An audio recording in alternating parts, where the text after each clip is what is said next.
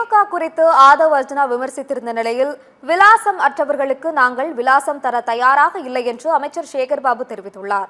வடசென்னை வளர்ச்சி திட்டத்தின் கீழ் துறைமுகம் தொகுதியில் உள்ள டேவிட்சன் சாலையில் 48 கோடி ரூபாய் செலவில் கழிவுநீர் அகற்றும் பணி மற்றும் 18.4 கோடி ரூபாய் செலவில் மின்மாற்றி அமைக்கும் பணிகளுக்கு திட்டமிடப்பட்டுள்ளன. இந்த பணிகளை அறநிலையத்துறை அமைச்சர் சேகர்பாபு மற்றும் நாடாளுமன்ற உறுப்பினர் தயாநிதி மாறன் ஆகியோர் அடிக்கல் நாட்டி தொடங்கி வைத்தனர். இது தொடர்பாக செய்தியாளர்களை சந்தித்த தயாநிதி மாறன் 12 மாதங்களுக்குள் இந்த கட்டுமான பணிகள் நிறைவு பெறும் என்று தெரிவித்தார்.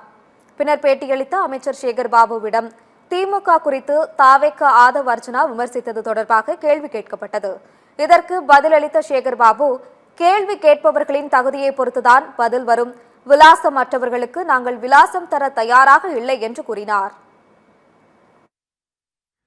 கேட்கின்ற ஆட்களினுடைய தகுதியை பொறுத்துத்தான் பதில் வரும். விலாசமற்றவர்களுக்கு நாங்கள் விலாசம் தர தயாராக இல்லை.